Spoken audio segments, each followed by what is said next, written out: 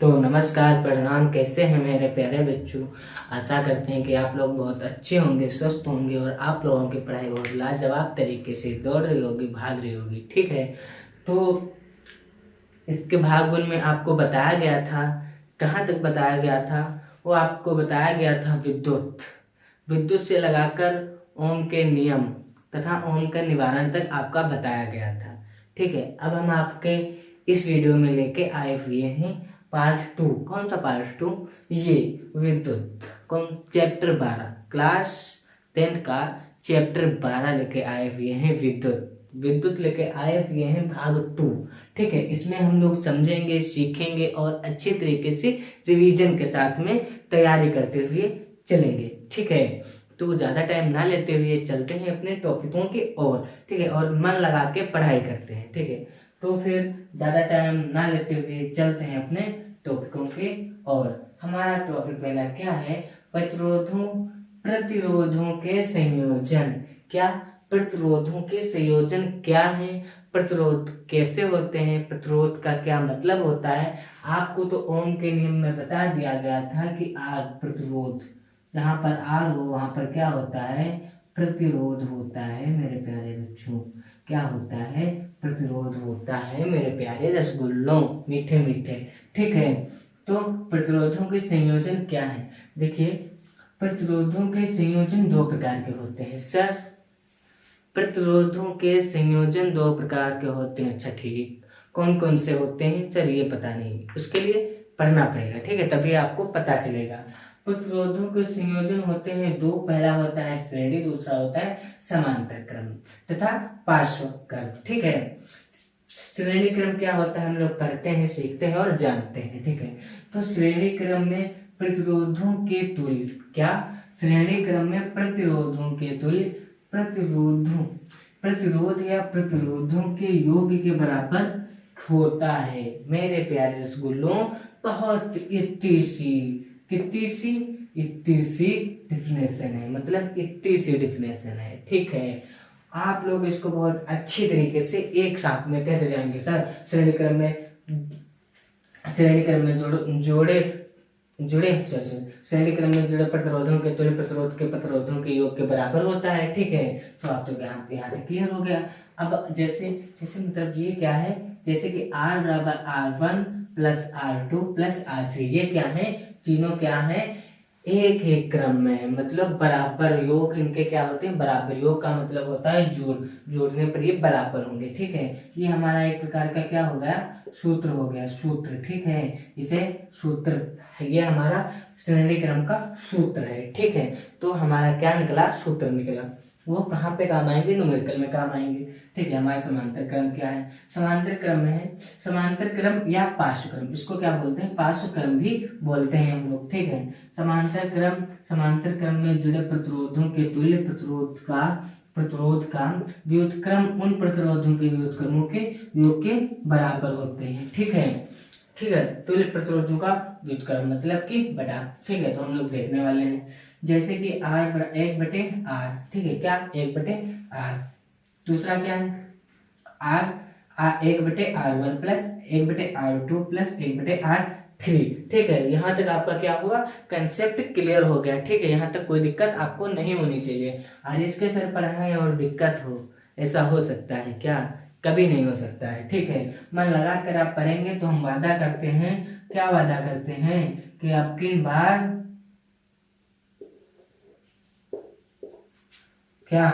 बार इतने बार।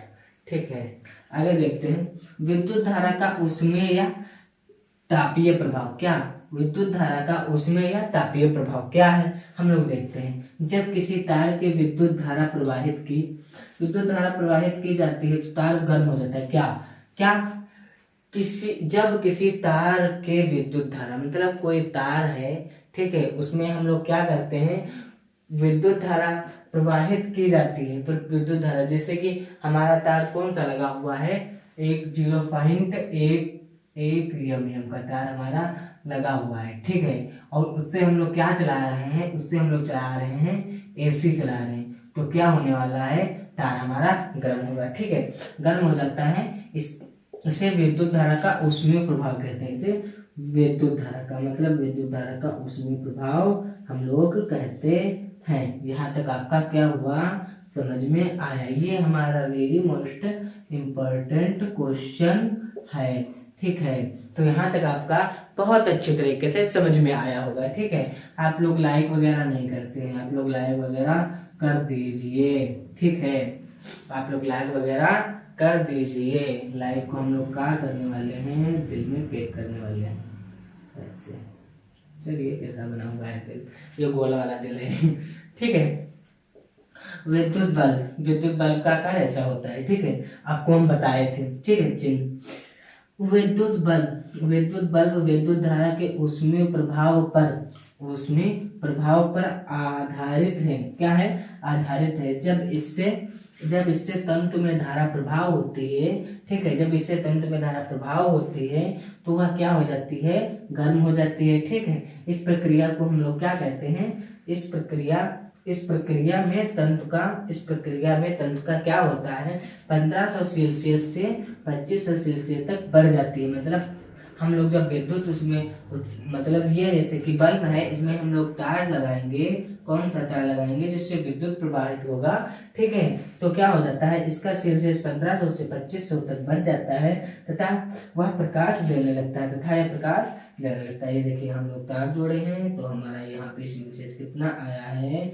1500 से कितना आया है, 25 आया हुआ है, ठीक है, ठीक है। तो हमारा ये बल्ब क्या होने वाला है, ये हमारा बल्ब ग्रो करने वाला है, मतलब कि चमकने वाला है, मतलब कि जलने वाला है, ठीक है। ये हमारा क्या हुआ, बल्ब जल रहा है। अब आगे क्या होता है, अब हमारा आगे है रचना, ठीक है, विद्युत बल्ब की रचना। सर कैसे बताएंगे आप, बोर्ड नहीं, बोर्ड है भाई, जगह नहीं है, तो हम लोग क्या करेंगे, आप लोग स्क्रीनशॉट मार लेंगे, हम आपको आगे बताएंगे। बिना स्क्रीनशॉट आपको दिलाए और इसके सर जाने वाले नहीं हैं। आप लोग स्क्रीनशॉट ले लीजिए और क्या अपने नोट्स में अच्छी तरीके से उसको नोट करिए, ठीक है। आप लोग स्क्रीनशॉट ले लीजिए।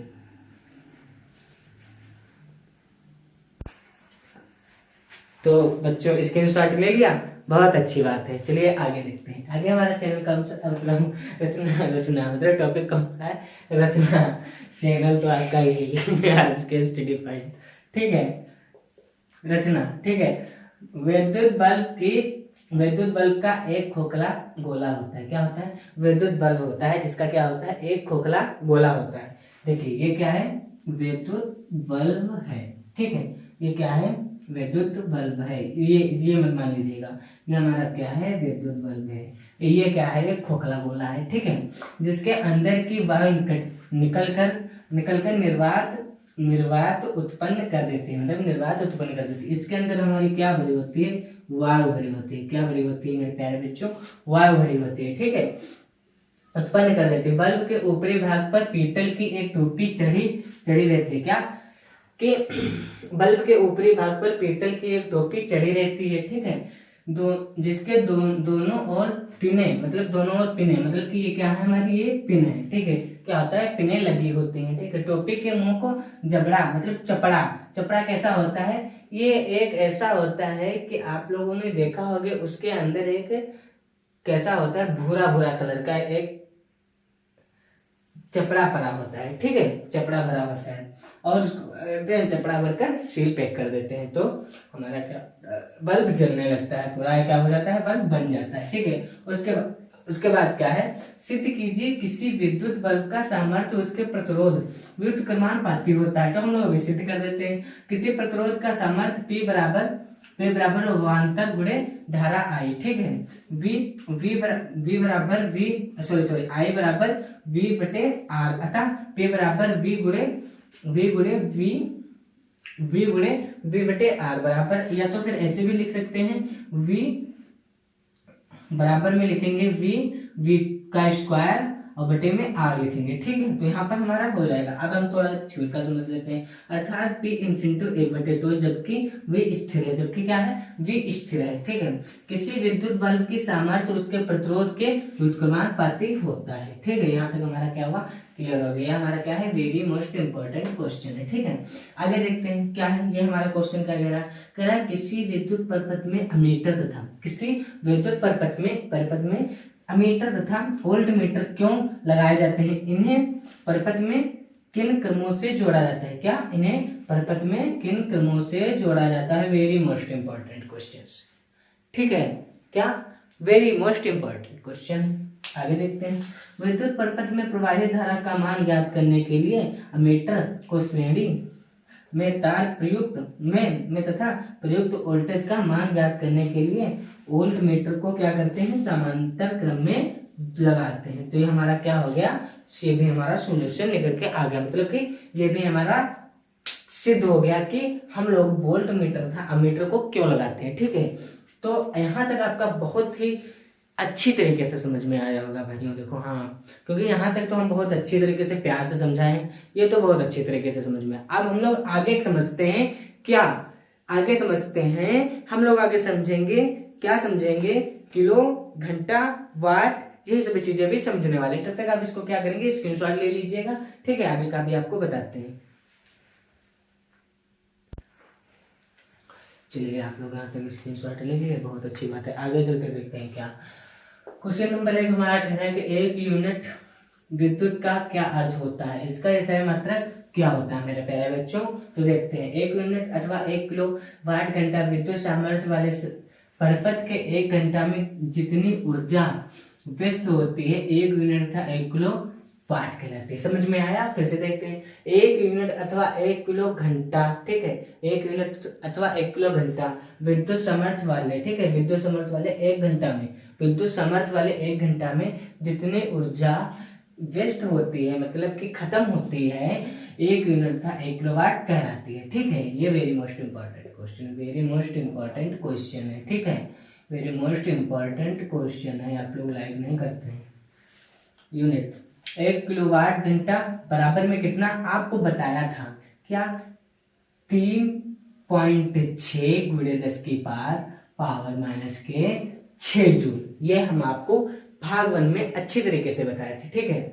क्वेश्चन 2, 1 किलो घंटा तथा जूल में संबंध स्पष्ट कीजिए, ठीक है। तो देखते हैं, 1 किलो वाट तथा जूल में संबंध क्या है हमारा, 1 किलो घंटा बराबर 1000 वाट गुणे 1, ठीक है। तो 1000 जूल बटे सेकेंड ब्रैकेट में करेंगे गुणे 3600 सेकेंड, ठीक है, 3600 सेकेंड। अब हम लोग 3600 सेकेंड क्या करेंगे, कौन यहाँ पे कितना आएगा, यहाँ पे आएगा 36,000 सेकेंड को जूल में बदलेंगे तो हमारा क्या आ जाएगा, यहाँ पर 36 लाख आ जाएगा, ठीक है। उसके बाद हमारा उसको पॉइंट में निकालेंगे तो हमारा आएगा 3.6 गुणे 10 की पावर माइनस के 6 जूल, ठीक है। ये भी आपका आंसर है, ये भी आपका आंसर है, ठीक है।